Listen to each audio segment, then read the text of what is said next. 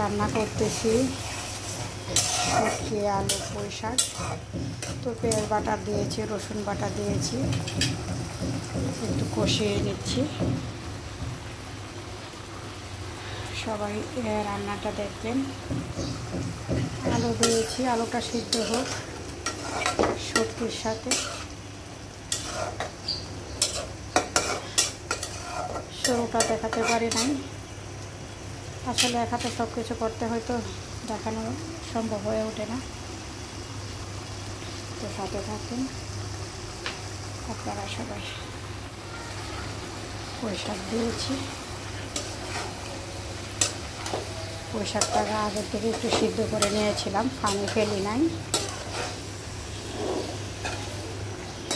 এখন মশলার সাথে মিক্সড করব।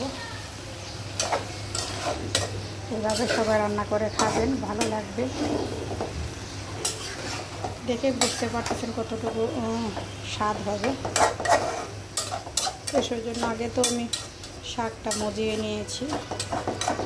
এভাবে নিলে আসলে ভালো হয়, জিনিসটা খেতে স্বাদ লাগে। একটু পানি অ্যাড করি, কারণ অনেকক্ষণ ধরে সিদ্ধ হয়েছে। একটু পানি না দিলে আসলে সিদ্ধ হবে না আলুগুলো, শুটকিগুলা।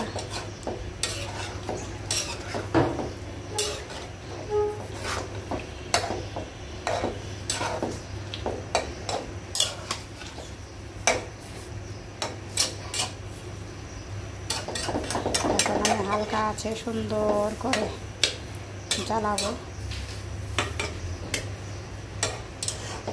আপনারা সাথে থাকুন।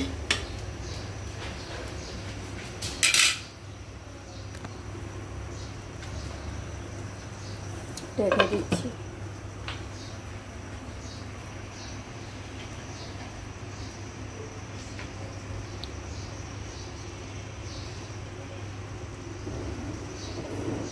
আসলে এত টাকা দিয়ে চুলা কিনলেও চুলার সমস্যা সবসময় থেকেই যায়।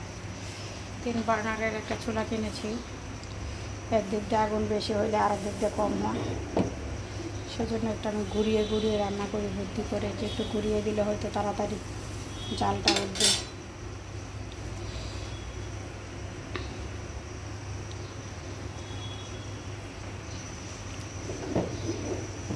সব দিক দিয়ে জাল উঠতেছে, ঘুরিয়ে দেওয়ার টেকনিকটা সেজন্য সব দিক দিয়ে জাল উঠতে। এখন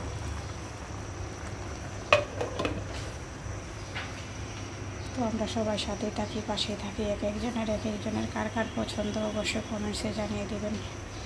বিদায় নিচ্ছি, আল্লাহ হাফেজ।